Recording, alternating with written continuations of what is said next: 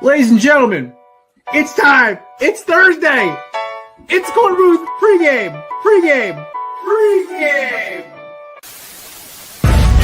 No debate, cause it's all. I'm too official, got the drip, I got the sauce. Bring the proof when it's time to tell the truth. I'll be at the corner booth, find me in the corner booth, yeah. Still standing and defiant. Slay the competition, cause I'm walking like a giant. Bring the proof when it's time to tell the truth. I'll be at the corner booth, find me in the corner booth. Love to see this team add another receiver, whether that's trade or free agency. That's okay. Pittsburgh's the AARP retirement home. There's a bunt record. That person's never going to have to worry about that thing ever getting broken. I hate analytics. I think it's ruined the game I grew up loving. I will do unspeakable things for the Giants to win this rule. Oh, God.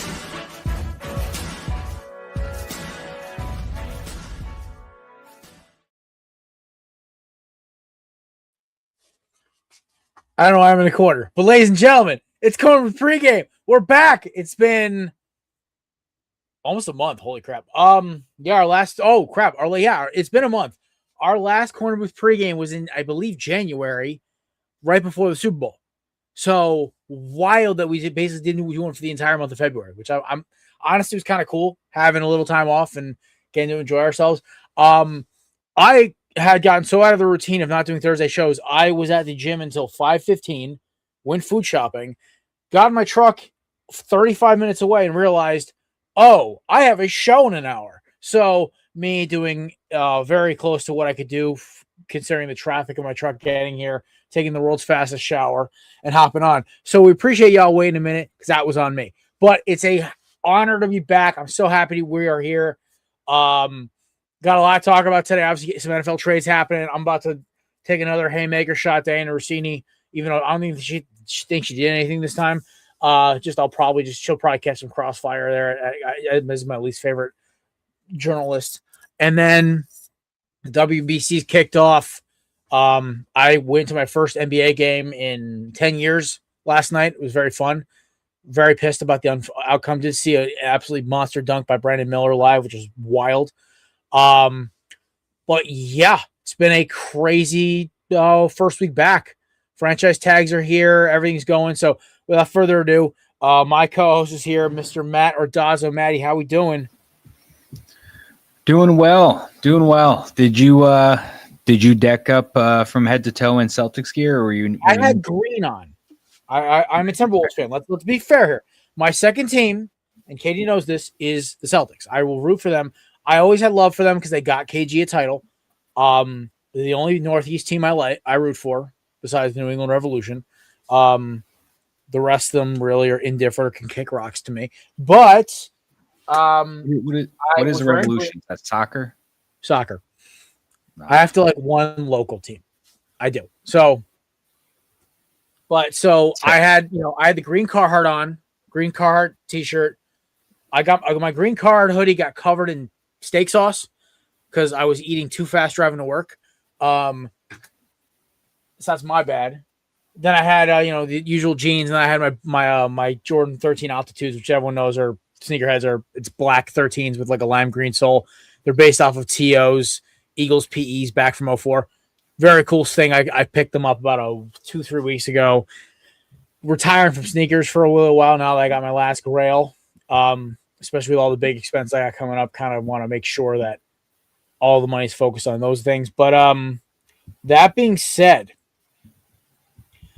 dude, it was a crazy experience. I got to give the Boston Garden their credit. It was very easy. I got off 93. The garage is right there. Parked. I had my pass pay for shout to a certain ticket app. I cannot shout out just yet because they were able to get us a easy ticket pass. It was $32 to park right like 3 blocks from the game. It was great. Kate's car is much smaller than mine, so we were able to just pull right in and go. Stopped at a great bar right around the corner. It was called the greatest bar ever. 4 damn floors, 3 different bars, crazy stuff. A cool pizza joint right next to it, which we got pizza on the way back from, which slapped, especially when we were stuck in traffic. And then, the experience was great. I mean, listen, it's your typical arena. You're paying $18 for a Coors Banquet on tap, which, by the way, is phenomenal. But we had a good time. It sucked they lost. I was talking bullshit with one of the ushers when we were about to leave. I said, listen, like, is this the worst they've shot all year? Because I've watched a decent amount of Celtics games this year, and I was kind of blown away. Like Jaylen Brown couldn't crap. Peyton Pritchard looked off. And I'm thinking to myself, I'm like, you know what? Like they just look off, and the Hornets couldn't miss. Like I was like, this is just rough. So he goes, I hadn't seen them shot like this all year. I'm like, it sucks, but you know. And I said, we're definitely going back because it was a fun trip, and honestly, I really enjoyed going. So definitely love that. This bar was called the greatest bar ever. Yes. How original, dude! It honestly was pretty good. I'm not gonna lie. It was pretty cool. It was on Friend Street, of all named streets, right? But it was pretty cool. I was pretty impressed with it. So I definitely would recommend if you're up by the Garden for a game or an event, dude, go. It's so much fun. Beers wasn't that bad. Food looked pretty good. But yeah, definitely was impressed with it.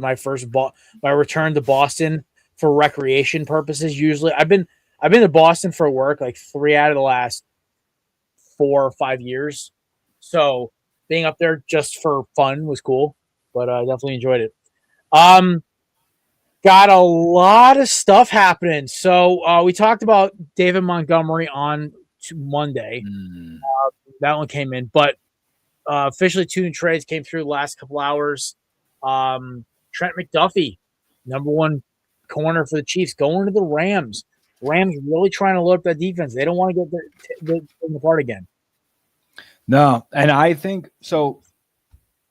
The Rams are just kind of like the perfect example of F them picks. Like I saw some graphic about every single first round pick that they've traded since 2017. They've traded a lot. They have not picked many times in the first round in the last 10 years. And they have consistently been a winning organization within these last, since I would say 2017 when it all started. I think that was when they traded for Jalen Ramsey around that time. Yes. But it just shows like, hey, listen, you don't need first round picks to make the Super Bowl. They won one after trading a load of them away, and they're not afraid to trade picks for assets because I respect it.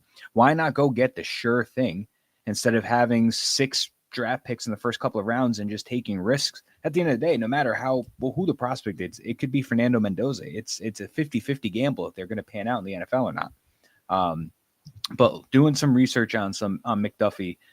All right, so the Rams traded a 2026 first, 5th, 6th, and a 2027 third round pick for Trent McDuffie. So 4 draft picks for this corner.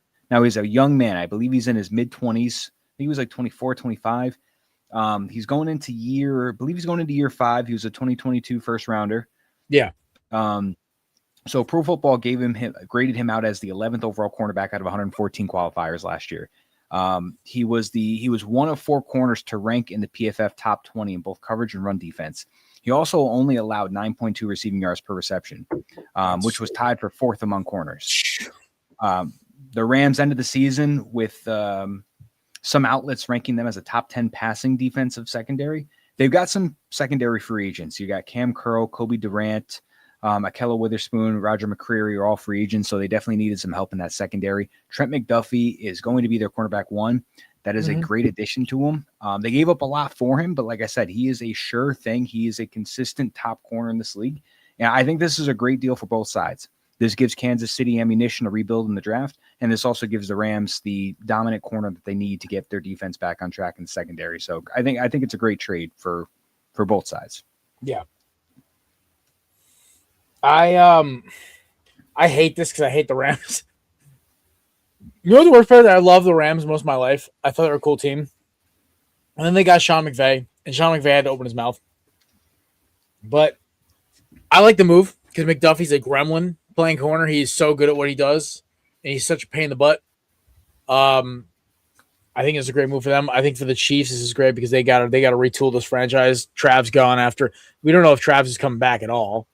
Their defense looks awful and old, and they not having Mahomes till at least November. So it's, to me, this is just a smart move. And I mean, listen, you get a second first round pick. It's not the worst thing to have in the world.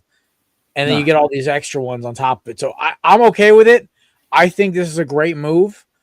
I like the other move we're about to talk about a lot better. Yeah, sadly. This is a make or breaker move. Like I'm all for, especially with teams like this. So, for those of you living under a rock, the Buffalo Bills don't really have a number one receiver until today. The Chicago Bears have traded DJ Moore to the Buffalo Bills for what was the compensation package? It was I think it was DJ Moore and a 5th for a 2nd. It was. Hi, Nate. I would You're argue muted, buddy, that we love you. Hi, that's no Matt is spot on. That was the deal. You always trip me up. That's from my angle. It looks like you're wearing a yellow and green Los Angeles sweatshirt. Oh no, sir. The Lakers, baby. I'm not gonna lie. That is a clean hoodie, dude. That is very clean. Thank you. Shout out to my parents. Love my mom and pops. Always know what I like. Listen to his parents. I am not the one who's corrupted him. Do not blame me for this. Yes, he wow. has. Yeah. Nate, Don't also blame. Dang it. Don't entirely blame me, Nate's parents. A I little feel bit. like Matt, you haven't influenced me as much. Well, no, actually, you have. You have said a few things, like the box. Okay, I'll leave before it's too late. Well, that wasn't me. That Okay. wasn't me. I was other things worse than that. Never Oh, mind. my I'm just gonna Lord. stop talking. I'm gonna stop talking. That was Oh. worse. But anyways, yes, the 2nd round pick. I honestly would argue that I think this was actually a pretty decent trade for both sides as well. I think you're getting DJ Moore, who's going to be your solid number 1 receiver, and you get a 5th round pick in the sense. I know you gave up a 2nd, but you get DJ Moore in a 5th. I think that's pretty decent compensation on both sides. But I mean, this is great for Buffalo. This is their best receiver that they've given Josh Allen since Stephon Diggs when they traded for him around COVID time. You could even argue that this might be even a better addition. You can make the argument, I'm sure. He's a big, speedy, fast, physical guy.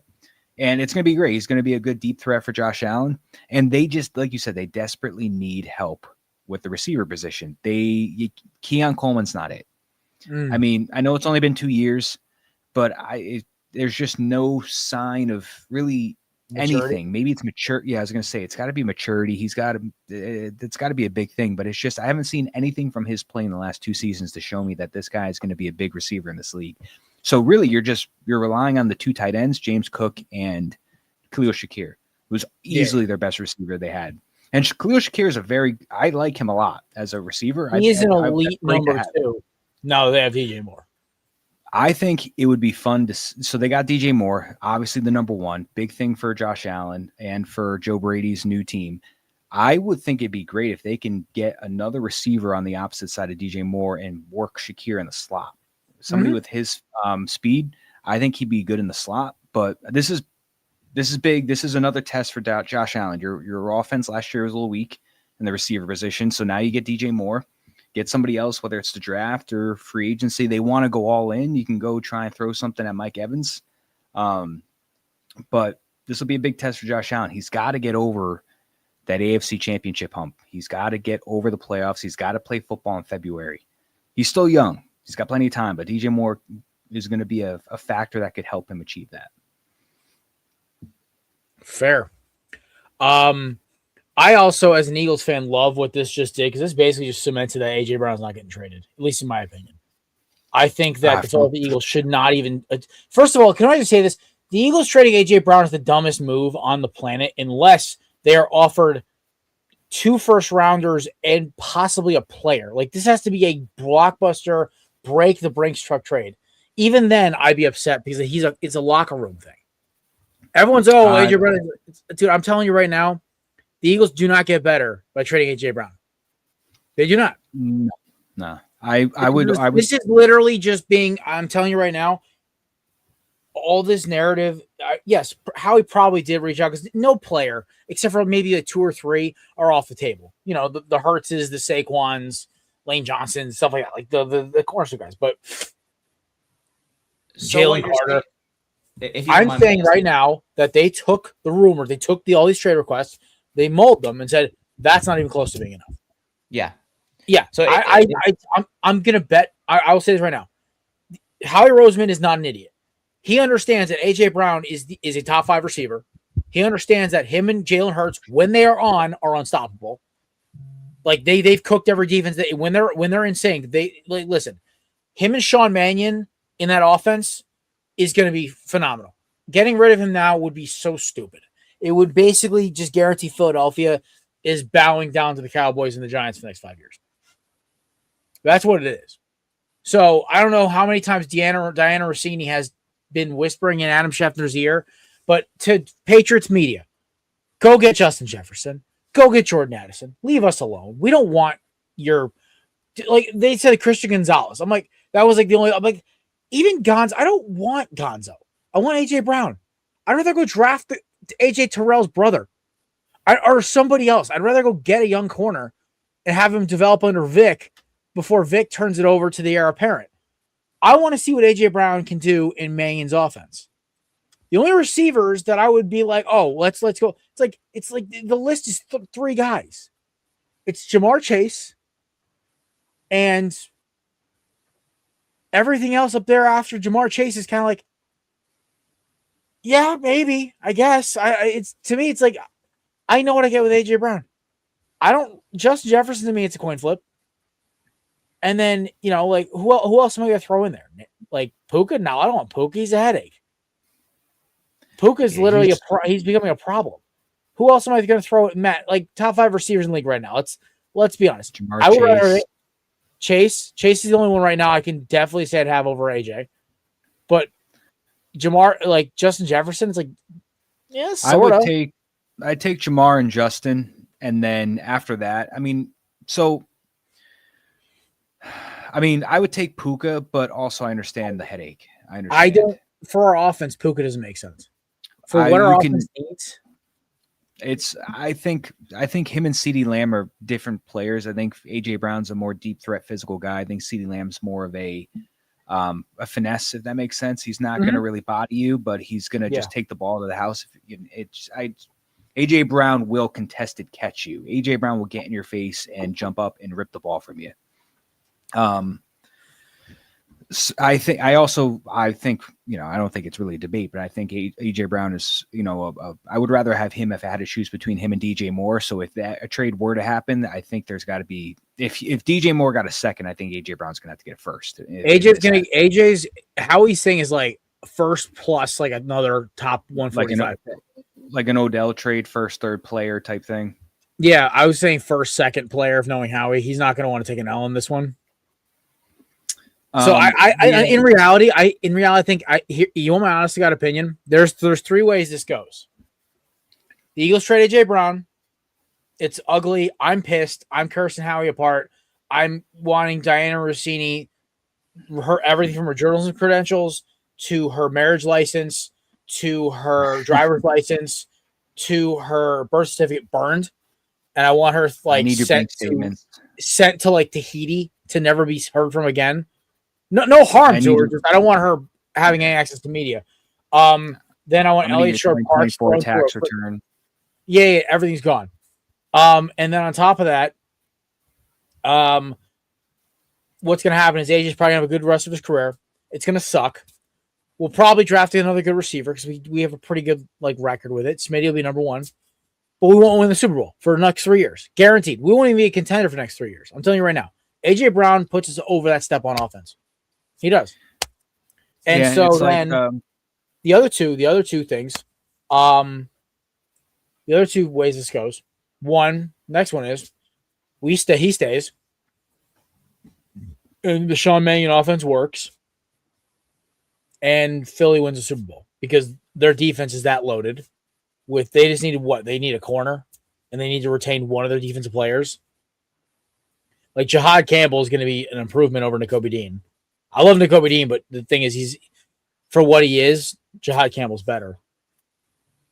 And then you add in, we'll just go, we'll go get another safety to replace Reed Blankenship if he wants to walk, draft a corner to go along with Coop and Mitchell, or go get a guy who's in free agency.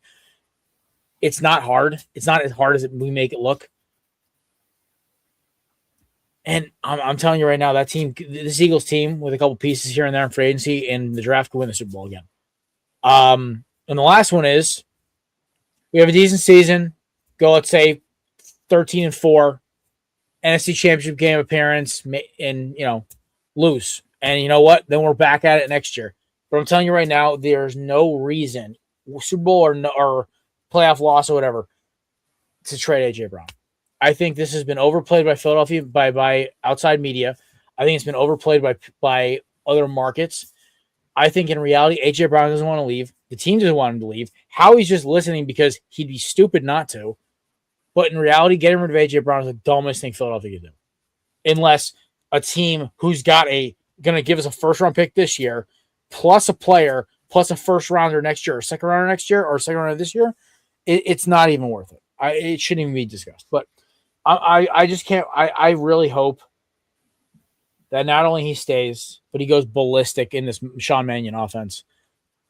I'm ready for it. I'm ready to see this new look Eagles offense that we're supposed to be getting. So that's my take on it. Also, Diana Rossini, I hate you. This has nothing to do with anything else with that you're a terrible reporter. Like I saw a buddy of mine made a comment to me. He's like, Jerry, you gotta be careful. Like you're taking a shot at a female reporter. It's like, I don't care if her name was Dan Rossini. Okay, like she's terrible at her job. And her assaulting of AJ Brown's character and everything else, as I'm very much, you guys know I'm very much pro men's mental health. I'm very much like a big advocate for it. You guys know how much like when Cruz comes on, we make a big talk about it and everything else. And I've had people in my life who have either come close to calling it a day, for lack of a better term, or actually almost succeeded. I've been very lucky. I haven't lost anybody to it, but I've lost people I went to school with. I've had my own issues with mental health in the past, with anxiety and things like that. I'm very open about it. And even a little bit of depression, but never to the extent of what some of these other people have dealt with.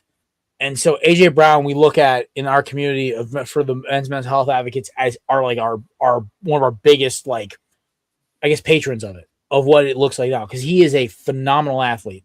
He's a top 5 receiver. And from the people I know who've actually met this guy in Philadelphia media, he's a good stand-up dude who was raised right.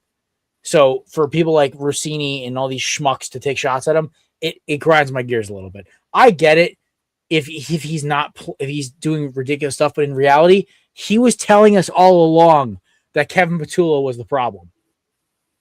He was right. So AJ, I think the entire Philadelphia Eagles community owes you an apology, but that's my done spiel. I had to take one more shot at Rossini because if I literally could walk into ESPN and just say it to her face if I was allowed to, because I think she's an embarrassment to journalism. I think before we move on from the Eagles thing, I think our buddy Chris said it best in our chat that I mean, how long it took for the Eagles to get that true number one receiver. I mean, I think the last time you had, I think it was Alshon Jeffrey was probably the last. Alshon Jeffrey or T.O. That's it. Yeah. So, I mean, look how far it came for you guys to finally. I'd say D-Jack too. D-Jack. Yeah, but the point is, it's not like it's not often, you could say. Like you had D-Jacks, but those are 3 different generations of Eagles in a sense. So it's the fact that it took you come this far to get AJ Brown to pair him up with Devonta Smith. It's just such a poetry 1-2 punch with. I just you can't get rid of that and blow that up when your window is still open. You know, just keep, as long as the window's open, keep that band together because you went to 2 Super Bowls with them. You won 1. There's no need to blow it up. It's not like you guys, your window's closed. You have to get rid of everybody. You're still a strong built team that's already probably a very high negative odd to win that division and on FanDuel or whatever the case may be. Mm-hmm. So I am pro keep AJ Brown in Philly because, I mean, like I said, you guys probably have like another 3-4 years of your window being open that you can easily attack and get back. I'd say longer if Howie can fix the offensive line situation. Yeah, I mean, they do a very good job of sustainably keeping a strong, consistent, sustainable unit together, and that's why Philly is one of the most, respected and, successful franchises of this current era generation of football right now. Yeah, exactly. And here's the other thing, right? I'm going to double this down. Philadelphia has to go out, get another decent backup. Force to have a mobile quarterback. It's a thing. They need to trade Tanner McKee to the New York Jets because McKee is going to win you 10 games. That kid is so talented. He is such a good thrower of the football. I am telling you right now. They were good. Dude, the time he played. You know what? So I want you. So for all you at home think I'm just being a homer, I want you to go look up Look up Tanner McKee in the 3 games when he played after Hurts went down with a concussion because Frankie Lou was a dirty player. Look up those 3 games he played after 2.5 games after Kenny Pickett's shoulder got ripped out of his socket or whatever the hell happened to him, the poor guy. And look up McKee's stats from the Giants game and that Cowboys game when he went ballistic, right? And then I want you to go and look up his games against that seed boosting game when we lost the Commanders in the last week of the regular season. And I want you to see the difference between the Kellen Moore offense and the Kevin Tula offense. For those of you who think, oh, it's the player down now. That offensive scheme was so bad, it made a promising quarterback prospect like Tanner McKee, who was the talk of the town last offseason, lose trade value because he looked so ineffective against a Commander's defense that was basically a retirement home. So I'm going to say this straight up. Kevin Patullo is the worst. I'll fight him in the street. No actual physical harm to him. I just hate the man. All I'm saying is that man is physically, personally responsible for the Eagles' end of their season. The offense is his fault. The A.J. Brown drama is his fault. The injuries to the offensive line are probably his fault at some point or another. Everything is his fault. And everything that is coming his way, karma-wise, is deserved. Now, am I happy he landed on his feet in Miami and that team is going to be an absolute dumpster fire? And my 0-17 prediction is going to come true a year later? Of course I am. Because the best football team in Miami plays in Miami, it takes practices in Coral Gables. Shout out to the U. By the way, Maddie, great take on Monday about my boy Carson Beck. I love the Carson Beck redemption tour. It is my favorite thing, proving all these haters we had to deal with all offseason wrong. I love it. But we got a bunch of football. Our guest should be here right now, actually. Ladies and gentlemen, perfect timing. You know this man.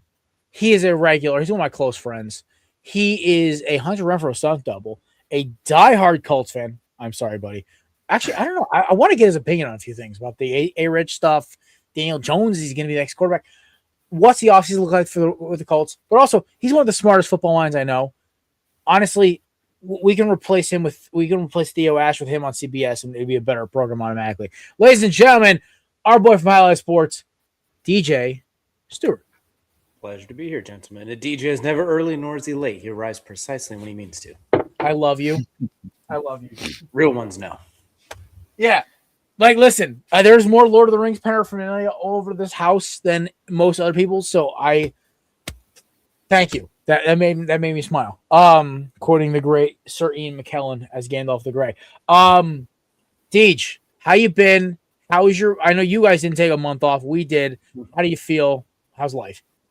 We're feeling good. We're excited. The draft season is officially here. Not the combine's up and through. Even the teams that stink and aren't going to do anything fun on draft day, it's still fun to see all the other actual good teams do stuff. Trades underway, free agency. It's a good time of year. It's a fun time of year. Baseball's around the corner. Basketball's at the point where it gets really good now. We're in a good time, boys. March Madness. We're living life. Yeah. What is it? Conference tournaments start next week? I believe either next week or I believe it's next week, yeah. I hear the Colts are shopping Zaire Franklin. They'll get a bag of chips, half-eaten one for him. Like he's inflated tackling numbers 5 yards after a 5-yard gain every time. Can't cover anybody. Doesn't get downhill very much. Good, cool. Well, he's fine. He's fine, but whatever. We can make this interesting. So, you're looking to get rid of Franklin. You might need a quarterback. Get rid of everything besides Tyler Warren, but that's not me. You might need a quarterback, huh? Might. How would you like a quarterback for $20 million on a 1-year deal? Well, they're already stuck with one on a quarterback coming off a popped Achilles for like $38 million for 1 year. So I'm running out of space, unfortunately, for mediocre quarterbacks for double-digit millions. Are you really trying to shop Justin Fields right now? You monster! If they didn't tag Daniel Jones, I would almost think about it. But at this point, it'd be they transition tagged him. Yeah, no one's gonna. By the way, I honestly kind of like it because this way they could kind of get out of it. If somebody really wants to pay him that much money. I mean, do we honestly think that somebody's going to give him $45-50 million a year right now? No, because only a dingbat would. Yeah, it'd probably be me. I don't. Jerry. I've heard the Jets linked to Tua, so there's not a lot of bright stuff running Oh right my now. God. So. The Listen, good news is that they trade for Tua, a first-round pick is coming in return because no one's going to take that contract unless they get something else in return. So they might get Tua and a first-round pick to those like the Brock Osweiler deal from a while back when they got a second. Well, you know, Brockich. that's it. That could be different. Yeah, so in that case, Tua doesn't look so bad after all. Like, you know what? In that case, Tua went from looking like a quarter pounder from McDonald's to like he might be like a nice Texas Roadhouse burger right now. Maybe a roll, maybe not full burgers. That's still. Nah, like he a look, lot. yeah. I was gonna. Yeah, it's not the pink injectable mush they put in some of those burgers. Now Texas Roadhouse got a little downhill lately. It's got a little messed up. It's not a Bill Gates special 3D printed beef or anything like that. That's kind of what Texas Roadhouse is turning into, which is kind of depressing. I guess I can't go there for the second time ever again, so I guess I'll just cross that off. I've only been there 3 times, and I'm not gonna lie. I was about to take my girl, and I literally, love their steak. I say, Nate, you popped in and went, had an immediate something to say, but were muted and took a lot. Yes, sir. Dan ruined everything. I love their steak. Ooh, Longhorn. dude, Ooh, you better make sure that stuff ain't pig mush, man. It's not. Wait, why? It's happened in Florida a few times, where like some of the restaurants will use that stuff. It's Nate, Not you me. get Texas Roadhouse out there? I sure do. It's Oh. literally 20 minutes away, actually. Do you have Longhorn out there? now, Like Longhorn's underrated. Like a place called Longhorn Steak? Yeah, Underrated. Longhorn Steakhouse. Not that I know of, good sir. But I can check Nah. right now. Not their bread isn't as good, but the food is better. The food There is is better. actually. Longhorn Oh, there's Steakhouse not. is it's underrated as hell. Like honestly, if you want to do a good steak, like go to a restaurant, go to a Brazilian steakhouse. You will go home so full you will not be able to walk for an hour. Jared, when you were working in Brookfield? That was near. Oh no, you were going to the gym and you're working out there. Is that near Danbury? Yeah, about 5 minutes up the road on Federal. Yeah, You ever stopped at a Minas Carne out there? I know Minas Carne. My best friend, who is his stepmother is Brazilian. We had a lot of food we had a lot of Brazilian style food at that house. I've had more picanha and more coxina and all the other stuff from that place that I can ever count. Brazilian food. I actually missed Brazilian food. Like, kind of sucks. He moved away for his job because I'm kind of just like, I miss the Brazilian food so much because I'd show up there. It's just meat and cheese pastries, steak, sausage, and fruit. Yeah. I'm like, this is perfect. Yeah, this is what all man needs. Just the different types of protein and some fruit. We're good. Dude, I made incredible New York strips on Tuesday. I didn't even need to put it in the oven. Pan, perfect. 5 minutes one side, 6 minutes the other, 120 internal, popped it on the plate, coated it in butter, let it sit under a tent for 5 minutes. God. The lady said it was incredible. I was like, okay, great. I had them like this is top 5 best steaks I've ever had in my life. It's perfect. Also, by the way, shout Costco Butcher Shop, by the way. Great steaks. That was a free ad because we're not sponsored by them. But Not yet. sensational steaks. Blown away. They were frozen for 3 weeks and they came out tasting amazing. But how do you feel about you're loving the Anthony Richardson seeking trade stuff, right? Like you're ready to wash your hands of this and move on?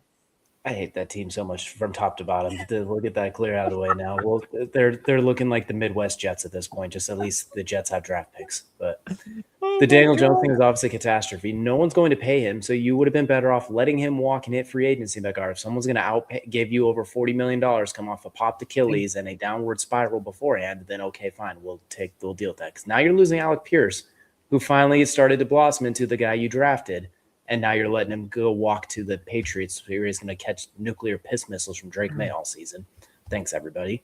Now you're Anthony Richardson's looking for a trade, which kind of a reckless move on his part. Like I get it why. Like clearly it's not working. They screwed the bed there. You drafted a guy with 5 career starts basically, and expected him to be great right away. Then he's a child, and then it was a mess. So I get it, but. Same time, he's got to look at it too. Like Daniel Jones is coming off a popped Achilles. He's known for injuries. Since 2019, he's had a broken neck. He's had a torn Achilles. He's had a torn ACL. He's had concussions. Chances are you might get back out there if you can just stay healthy and not pop your eye socket. So it makes sense for him to stick around too. But Colts are going to Colts, and they're going to blow it all up. And this is why you have a GM on the hot seat. You don't let him trade away future assets. You don't let him do anything reckless until they actually get it done. But they're a mess. They're about to lose their best receiver. They're stuck with a quarterback who is at best the 13th best quarterback on his best day, maybe in the NFL at best, often than not 17th. And he's about to get another $40 million year deal. He's about to swindle another franchise into getting $40 million a year, coming off a torn Achilles and a downward spiral. I'm going to reemphasize this. You don't get paid coming off a torn Achilles and losing 3 of your last 4 games. He did not have one good game that didn't coincide with Jonathan Taylor having a good game. I don't like it. I'm not happy, man. I'm sad. I'm annoyed. I'm frustrated. I would rather be a Jets fan right now, and I don't like it. I'm upset. And we're keeping AD Mitchell. We're keeping AD. And that's another reason you gave away AD Mitchell, which I get it. He'd been a net negative since you had him, but now you don't have Alec Pierce's replacement. You don't have draft picks. Like I could suit up for him at this point. It's like, geez, it's embarrassing. But you have Sauce. I can't wait for the guy that was traded for as many picks as he has career picks. Wonderful. I say that jokingly. Yeah. As a corner, that's fine. Like, that's fine. But it's like, he's a good corner. But at the same time, if you're going to give up that many assets, you want a guy that's going to break the game, not just take away a guy, if that makes sense. Like, if you trade those picks, you want someone who's taking the ball away, getting sacks, terrorizing the field, not just being avoided. He's not flashy in the sense of he doesn't get targeted a lot. And when he gets targeted, he's very good in coverage. He's not somebody that's going to give up a lot of yards per game to a receiver. He's a very good corner. And I always say those Sauce stuff jokingly. I love Sauce, and he doesn't have eye-opening stats because the quarterbacks don't throw his way, because they know when you throw your way, the odds are not in your favor of anything amounting to greatness from that. Which, if you had any semblance of a pass rush, he is the best corner you could possibly have because he doesn't give up any space. And he's so lengthy, it's hard to throw over him. But when you're the Colts, you literally have a net 0 negative across your entire team. The corner you signed for $60 million a year before might retire with concussions because he ran into his own teammate during warm-ups. A 270-pound tight end with no helmet and cracked his noggin. Like, that team is a catastrophe. So I like Sauce too. I didn't hate the move at first until I was 2 first-round picks. You're mortgaging the future for a guy who can't win you games on your own, I guess, if that makes sense. You trade 2 first-round picks for Micah because he can get you 3 sacks and 2 forced fumbles in the blink of an eye. You give up the house for Myles Garrett because he will do literally everything and destroy everything and go home to Chloe Kim going 95 miles an hour on the highway. You give up those picks to someone like Maxx Crosby, a guy who just gets avoided. You can't give up that much assets, especially when you have a quarterback who's been mediocre his whole career coming off a popped Achilles. Now you're stuck with him, and you lost the best receiver on the team. I love DJ's like trying to hang on to his sanity right now. You know what the worst part is like we have like a whole week of just us like trying to like debate what's going to happen, because next Monday, I believe it's the 16th is when tampering period starts. Am I right there? 16th? I think so. I think so because that's why we see all the trades going down now. Which sucks because I'm going to be traveling that day. I'm like, I looked at Kate this morning. I'm like, I'm just warning you on the 16th. Like, I'm going to have to I'm going to be checking my phone 1,000 times. We'll be traveling, so it's okay. But I'm like, I'm sorry in advance. She goes, it's okay, but why? She's like, you don't have to pause if you check your phone. I'm like, it's the first day of NFL free agency, and it's going to be a zoo. So the tampering window starts March 9th, and the officially begins March 11th. Oh, thank Christ! I don't want to do. I don't want to do this. You know what? We're good. You know what? We're good. Monday's show is going to be fun. Oh my God! It is March 9th. It is. Oh crap! Holy hell! That's good. Yeah, it's gonna be fun for all of us. Oh, by the way, for those of you keeping score at home, March 23rd, I believe, whatever the Monday before, March 23rd. Zach Heilman is back for his UFL preview round 2, year 2, whatever. So Zach's coming back because the season kicks off that Friday. So our boy Zach's coming back. We're to talk. I believe one of the, I think DG, you talked about coming on for that show as well for that month, possibly. We will see. We'll see. Obviously, you're a busy man. I don't even know what I'm having for dinner yet, so I don't think. I know. Well, Zach's coming on Monday the 23rd. It's gonna be a good time. The return of the Zach. We're trying to bring Subi back, pull him out of retirement to talk some college ball with us as March Madness is screeching towards us. I'm gonna have to call him next week. So, like, dude, like you're because it's like trying to it's trying to get what's that meme about trying to get the guy out of retirement? It's like, you son of a bitch. I'm in. Like, that's how I feel with Subi. I got to like show up at his house with like a 6-pack of beer and a freaking and a steak and be like, dude, we need you. 15 minutes. I need once a week.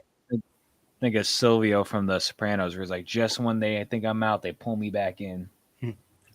They made an offer that I cannot refuse. When you were mentioning Maxx Crosby before, did you guys see about what Trey Wingo was saying? Yeah, with the Cowboys, like the price is starting to ratchet up. Yeah, he said things were moving very fast with Maxx Crosby. Last night, Dallas thought they were close to a deal, but since then, other teams have raised the ante and potentially are offering the Raiders 2 first-round picks and expected Dallas to now pretty much shift their focus to Trey Hendrickson instead of Maxx Crosby. That's smart for the Cowboys. Giving away Micah Parsons and trading it all to basically get Maxx Crosby, who is older and more expensive, would have been kind of reckless and kind of dumb. They need a little bit more help than just Maxx Crosby. They need corners. They need linebackers. Like, they need a little bit more than just an elite pass rusher, which they already had. But Cowboys gonna Cowboy.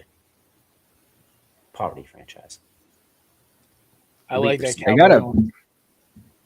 The line is. They got a nice line in the sense of Quinnen Williams and Kenny Clark, but they need somebody on the other sides. I like Donovan Ezra-Rocco. I think he'll be better in year 2 than year 1. But 2 first-round picks for Maxx Crosby would be dumb for the Cowboys.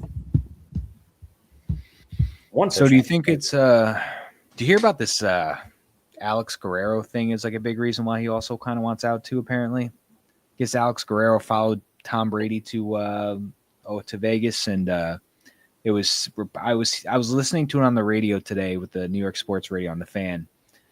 Something about he was having like some pretty high personnel decisions were going through him. He was like their wellness coordinator, but like was telling people that, or something along the lines, and I'm paraphrasing. This is just what I heard from the New York Sports Radio this morning, that telling staff or people that they don't, their jobs are on the line, they don't do what he's asking them to do. And I don't know how he has that much pull when he's a health and fitness guy, but how is that fruitcake that's still around? Like, I thought that fruit pie retired in like 2017. Like, I still remember the Patriots and getting him on the plane thing. Like, now that son of a gun's in charge at the Raiders, he's literally stumbled backward. It's like the old meme of like, you failed upwards. That feels like that's literally what he's doing right now. He's about to fail himself in the NFL commissioner.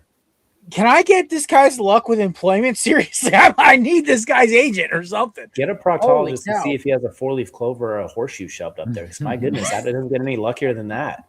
I'm getting tired of this guy. I thought we were done with him.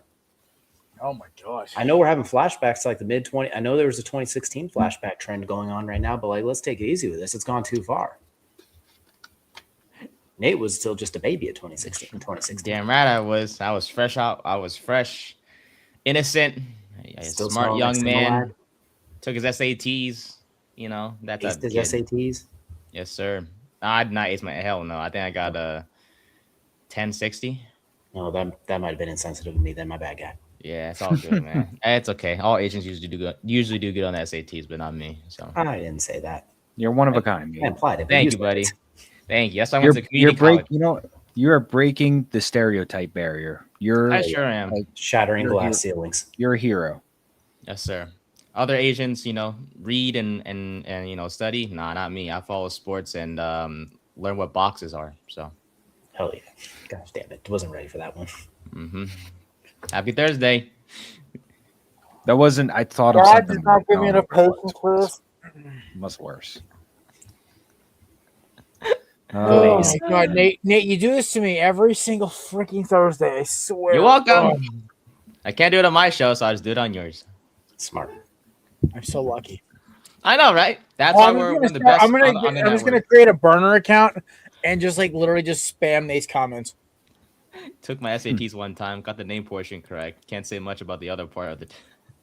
There's some people that don't get the name right, so that's a good start. Dude, yeah, the name's like 50 points. You can't mess that up. Man. It was a nice college I went to, though, to take the SATs, I will say.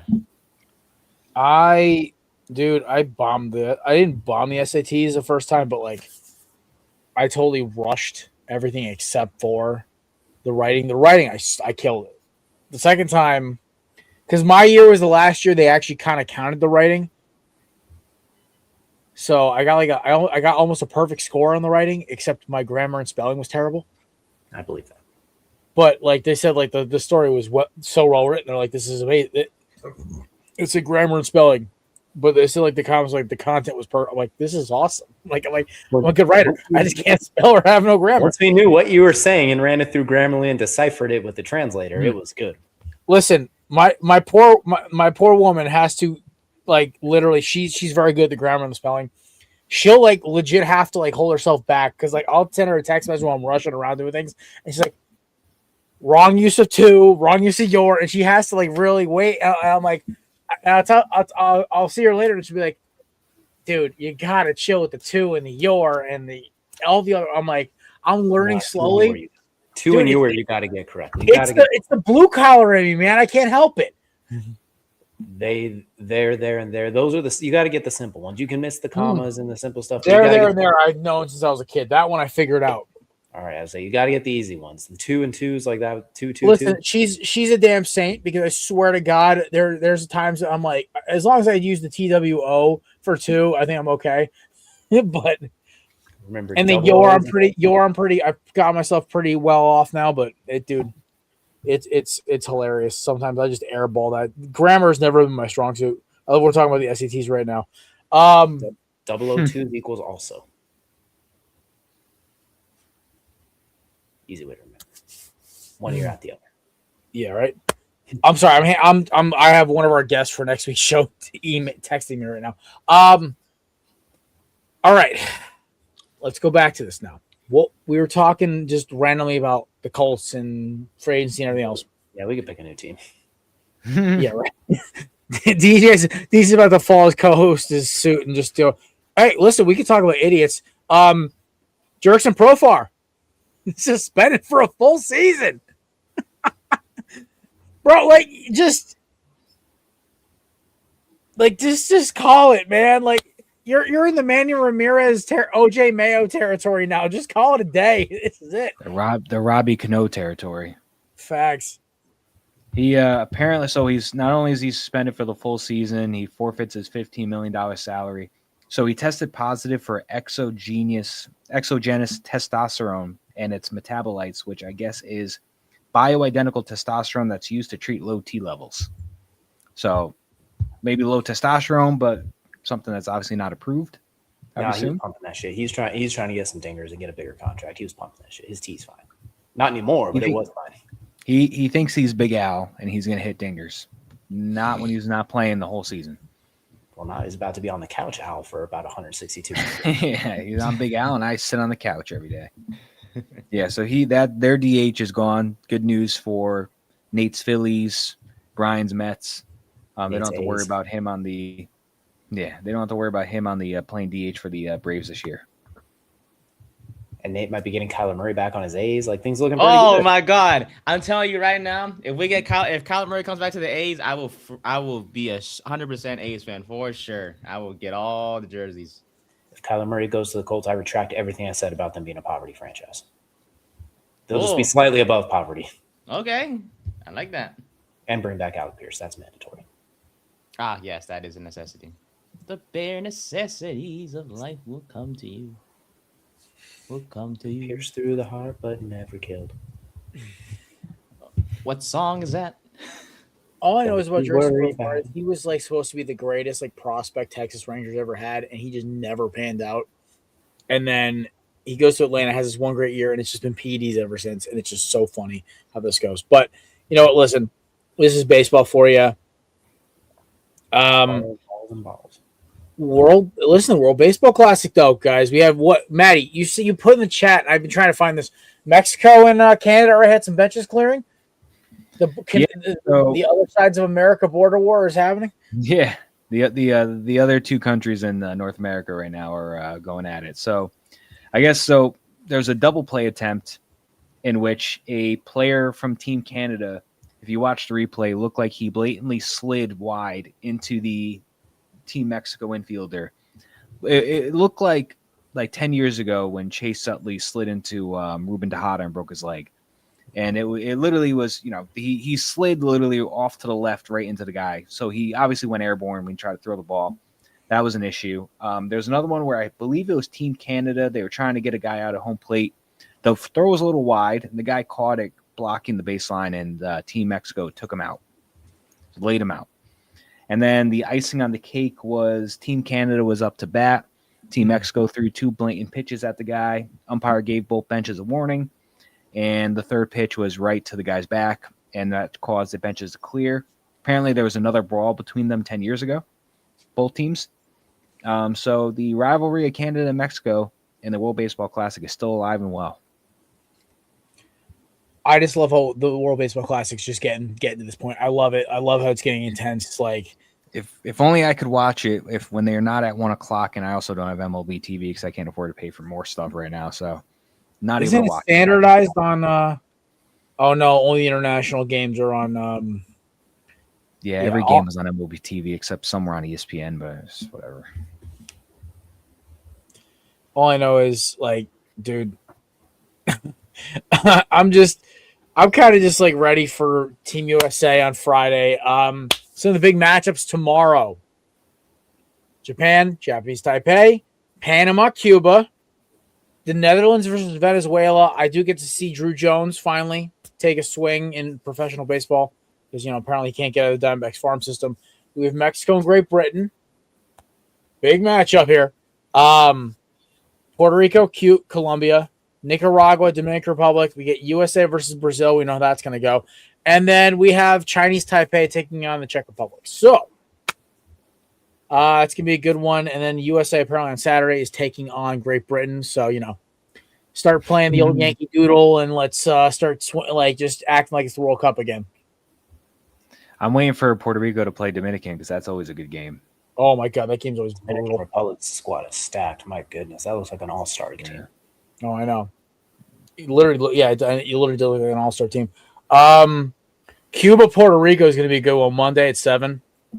USA, Mexico also right after that one Monday at 8. There's a lot of good games coming up. So I'm ready for the World Baseball Classic. It's going to be a good time. Those will be the kind of bombs that we can support around here. Oof. Too soon? Too soon. Too real. Just prepping myself for the draft. I always dreamed about getting drafted as a kid, but this isn't what I had in mind. I hope I'm not a first-round pick. All right. I'm cool with being Mr. Irrelevant. Jeez. That's pretty much it for. Oh yeah. Also, Patriots cut Stephon Diggs today, so that's a thing.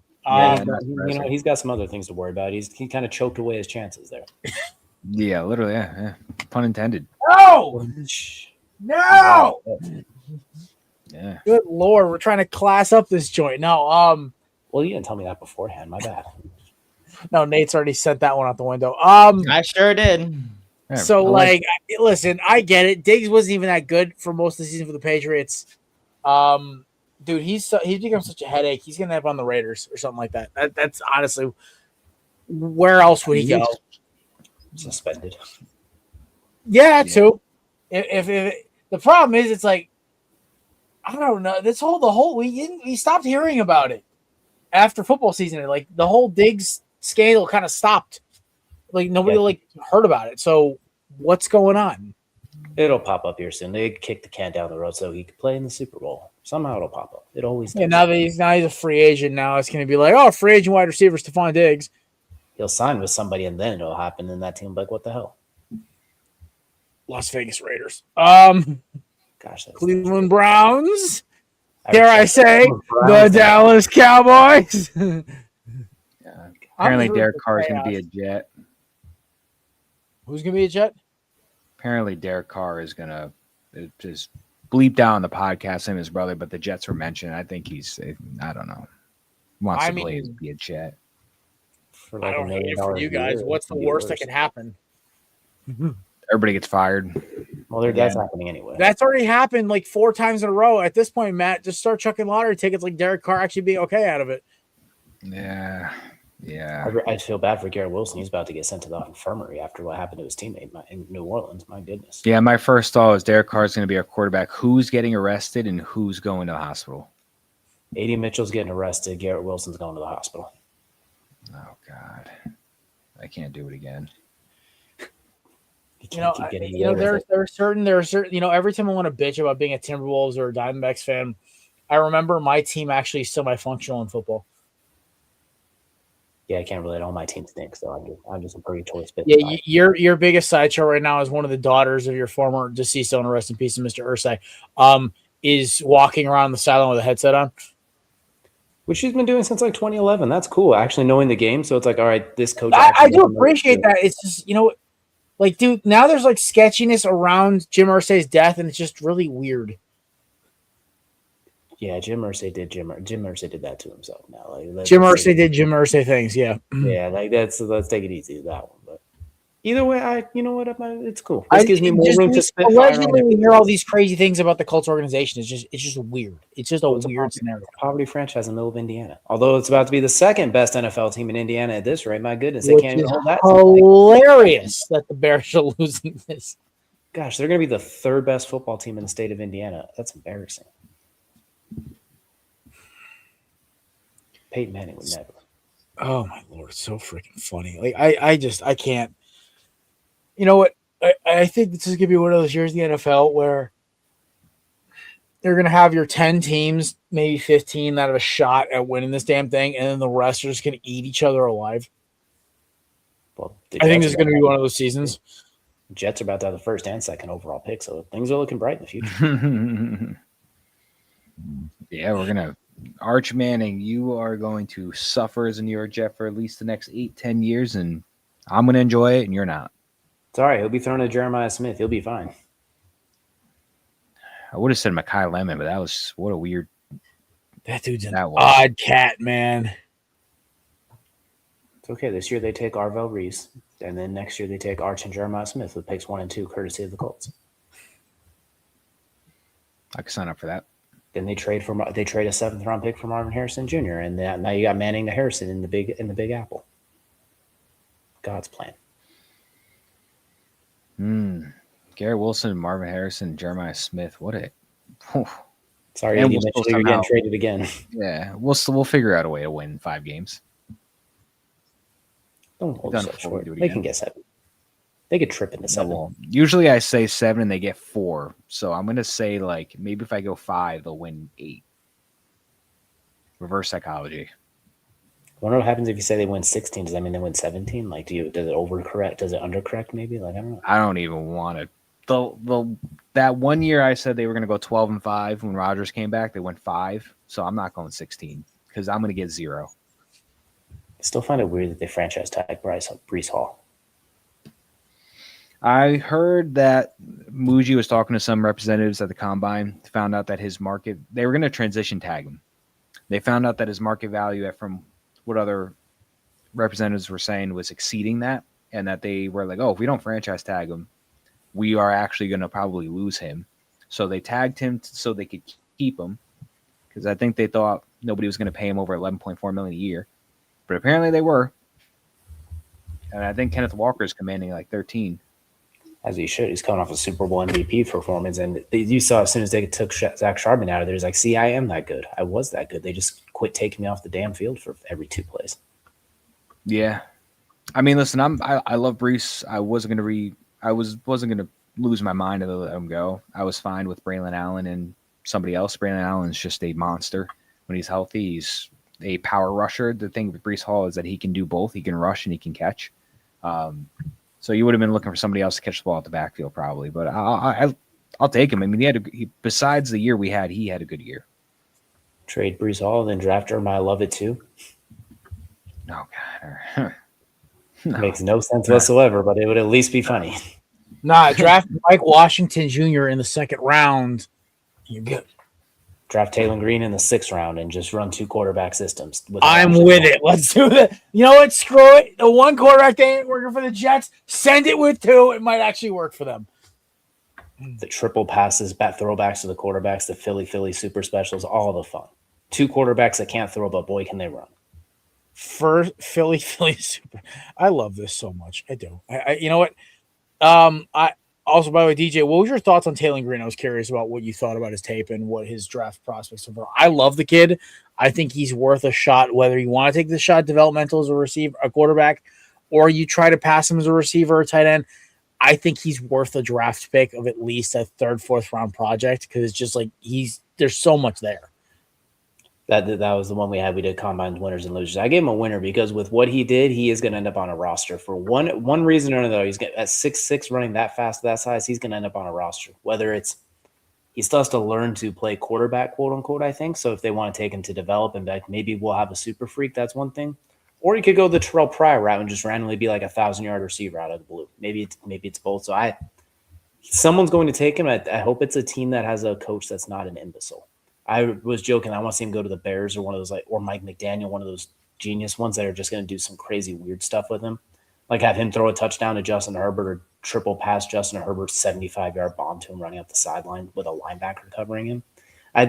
There's some fun to be had there. It's obviously a luxury pick for a good team. A bad team should not take him as a project. I think. Like I'm looking at the Colts, they should not touch him with a 10-foot pole.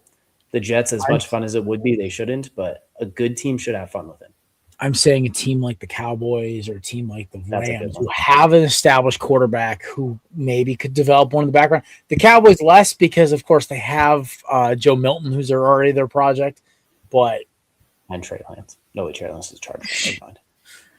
They keep cycling. Maybe the Steelers. I don't know. They're telling me Will Howard's gonna be their quarterback now. So, oh boy. You know what? I love talking NFL free agency because every time I want to bitch about being an Eagles fan, there's 10 other teams on this list. But you guys got anything else, or else we'll wrap it up for our season 15 kickoff party here. You got any free agents that you're eyeing for any landing spots? Not like for your team really, but like any key free agents you think are going somewhere? I'm curious to see what happens with Tyler Linderbaum because the rumor was he's looking for a whole big old bag of money, which he has earned. He's a top 3 center in my opinion, but who's willing to cough up the cheese for him? I guess that's the question. And if the Ravens, are you willing to pay extra to keep him, knowing that you have to extend Lamar because Tyler Linderbaum is a top 3 player on your squad. So it's a weird spot. I think whoever does get him is going to get outstanding. Like if the Bears really want to, I think that's an incredible fit. You lose your Pro Bowl center and you replace him with someone arguably a little bit better somehow. You just have to pay what's left of the state of Indiana to get him, unfortunately, because he's going to cost a brick. But that's going to be curious to see what happens with him, or if the Ravens and them are just basically playing like, all right, see what you're worth and we'll match it. So I'm going to be curious to see what happens because usually you don't see a player like that at that age hit free agency. Other ones quickly, Jonnu Smith and Jonathan Allen were both cut by the Steelers and Vikings respectively. So 2 more big names hitting the market. Kyler Murray's being linked to the Chiefs now, apparently. That's a new one. Interesting. I wonder what that means about Patrick Mahomes' knee, or if they're just doing that. Is it really that bad? Like, because his knee is screwy. I mean, a 1-year kind of why not deal. Plays like the first 4 games that Patty's out, then they trade him after that. He has 4 really good games. And then his Call of Duty clause kicks in. They don't have to worry about it. I feel whoever put that in his contract deserves. Kyler needs to hunt that man down and just smack him upside that with a 2x4. Whoever let that be put in the contract, because that is completely. His agent should be smacked up beside the head. I almost feel bad for him at this point. And then I see how much money he's made, and I don't feel bad anymore. I want to see what happens with Kenneth Walker. He's going to get a bag of well-deserved. Oh, he's going to get a bucket of money. But the thing is, like, who's going to give him the money?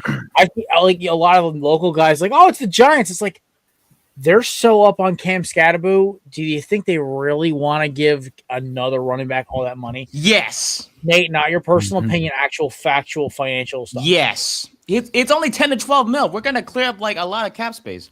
It's going to be it might be 13 to 15. That's fine. Yeah, let's be honest. Super Bowl MVP, like. But like, don't we all agree? Like, okay, look, I hate saying this. I do.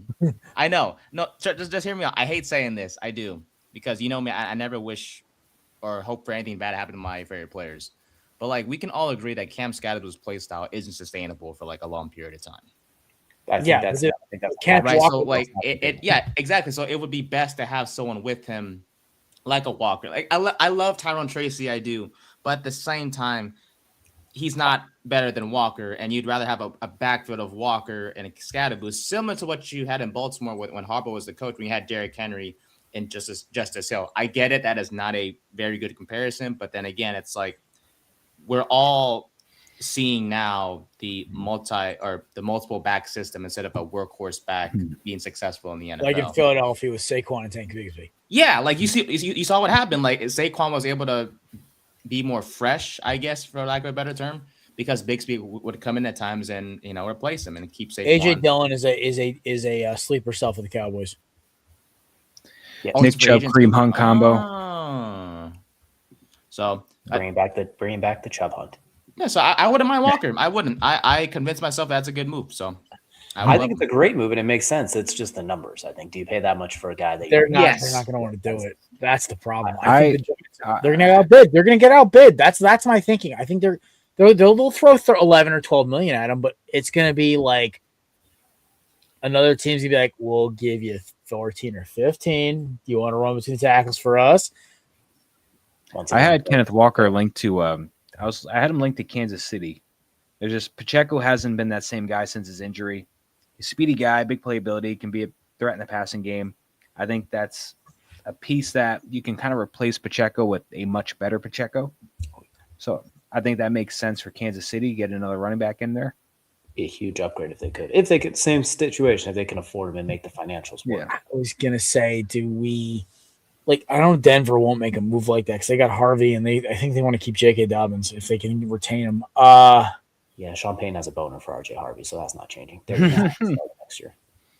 I had guys like Trey Hendrickson. I had him linked to Chicago, just a team that needs some help on the defensive line. That's also a contender in the NFC, especially somebody at 31 at his age, probably looking to go to somebody that's going to win him a ring soon.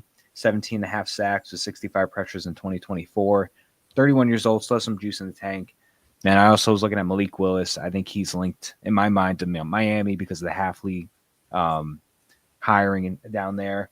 He completed 85.7% of his passes in the short amount of time that he played for Green Bay. But I remember that draft. Jared and I were saying Malik Willis is the best quarterback in that draft with him and Kenny Pickett. And I think that's kind of surfacing to be a little true. I would much rather have Malik Willis. That's kind of a late comeback right there. We're ignoring the real best quarterback in that draft that everybody saw coming, Mr. Brock Purdy. Now, let's not get I forgot about that. Right. That was a Brock and Chip draft. Crap. All right. Well, second best. It's crazy how much money he's about to make. When I saw like a film breakdown stat, he only took like 30 actual drop back passes in the last 2 years. That wasn't like an RPO or a screen or like a traditional like 3-5 or 7 step drop. He took like 30 in the last 2 years of starting, which he did well with what he's asked to do, but that's crazy. He's about to make like 30+ million. Yeah, I don't want to take the flyer on him for that price just because I know my team and I know we're not going to work out with that and we'll just ruin that and we'll look like jokes even more. So let him go somewhere like Kansas City. They keep saying that, but go to a team that actually can progress you and make you decent. Pittsburgh would be interesting if they wanted to. Mike McCarthy, for all of it, all the jokes come with him, he does always put together a competent quarterback-friendly offense. I'm not saying, I'm just saying. I'm not hating it. They'll still be 9-8. I mean, like that's in their DNA, but like at least it makes sense on paper. Or since Nate's here, send him to the Giants. The Shadow Realm. He could do that in the running back. I think the scariest thing is we're hitting the ground running on Monday with free agency, which, boys, all hands on deck, 6:30 on Monday. We're hitting the ground sprinting. But I think we're about to see an absolute insanely wild 72 hours on Monday through Wednesday. I think we got another 72 hours of wackiness too with trades coming up as teams try to clear. I can't even imagine. I don't want to spend in free agency. Let's just go trade for this guy or something like that. Or teams trying to clear spots for free agency. I know this is going to be absolutely wild. Patriots. Whoo. AJ Brown's not going to the Patriots. Shut up. It's going to the Chiefs. It would be the dumbest thing. Philadelphia would actually regress from that move. I like Smitty, but I think they should. We'll see what they do. I'm curious. I think in the back of their mind they know it's not smart to trade AJ Brown. They basically have to offer him so much money. We'd be like, I have to take it. So much picks, I'd have to take it. like 2 firsts and like a decent receiver would have to, or like a decent like especially something like that, like almost like a draft day level trade just to get it to work. So that's my theory on this one. Like Howie has to be blown out of the water for it to work. They still amuse me how the offensive coordinator for that team is so weirdly cursed in the Jalen Hurts era. Either you get a head coaching job from it or you get fired instantly. But you are not there's not a long-term option there. That is a pit stop 100%. Yeah, the thing is, like, I mean, Kellen Moore is going to have a good career in New Orleans, but he honestly should have waited a year because then he could have gotten any job he wanted because there was like 7 or 8 different great head coaching of vacancies open. I get why he went. Yeah, I think with Mannion's a 2 or 3 year project to get his feet wet. We'll see if he has 2 or 3 years because we'll see. Philly's not too kind. I'm telling you right now. I've been saying this for the last couple of weeks. The biggest problem at offense was Kevin Patullo was feeding outside and insider information to his buddies who were NFL personalities like Ryan Fitzpatrick, who are notorious Eagle haters, and Patullo basically was tanking his own stock. AJ Brown warned us. He told us the problem was internal and it was a certain coach. As long as he stays away from the Chipotle, he's going to be a menace regardless. Fair. All right. He's never living that down. I will not let that die until he retires. That is my mission, is to remind everyone about AJ Brown's Chipotle gate. Yep, I got rid of this. I think I might have the same reaction to Chipotle. That's why I don't eat it either. All right. Well, ladies and gentlemen, have an amazing weekend. It's going to be a fun time with WBC. Last weekend, a rivalry weekend for college basketball. Plus NBA's full swing, NHL, all that stuff. So, all right. Have a great time. Have a great weekend. We'll see you Monday. NFL free agency kicking off, I believe, noon on Monday. Tampering period starts. Noon. Like it's something, Nate. What time's tampering officially starts? Noon, right? Yes. So check your phone, start around 9 a.m. But we'll be rock and rolling 6:30. We'll summarize the first day. We'll get you ready for day 2, day 3. And then Thursday, we'll summarize it and start talking about draft prep. Also on Monday, we'll be doing our running back rankings. Basically, it's Jeremiah Love and who's next kind of thing. But still, it's pretty good. All right, folks, have a great weekend. Shout out to our sponsors, Righteous Felon, promo code BELLYUP for 15% off. Official sponsor of the Korner Booth, Belly Up Sports, and all of Nate's bullshit. Then we have our friends over at SeatGeek who helped me get those amazing tickets for my Celtics game I went to last night. Promo code Belly Up Sports, $20 off your first official purchase at checkout. Some restrictions may apply. Has to be your first time using that email. And of course, our good friends at Candips, promo code BELLYUP20 for 20% off at checkout. The best dip supplement on the market. Amazing customer service too. Have a great weekend, folks. You can check DJ and Kelsey and all their stuff. High-Low Sports live every Wednesday at 8 p.m. Eastern time. You can find me and the boys every Monday at 6:30 and every Thursday at 7 or 6. We usually announce it that morning. And of course, you can see Nate and our boy Brian at All Things 3rd and 10. New live show dropping tomorrow at noon. Check it out. Have a great weekend, folks. Enjoy NFL free agency. We'll see you Monday at 6:30 to talk about all the craziness. Peace.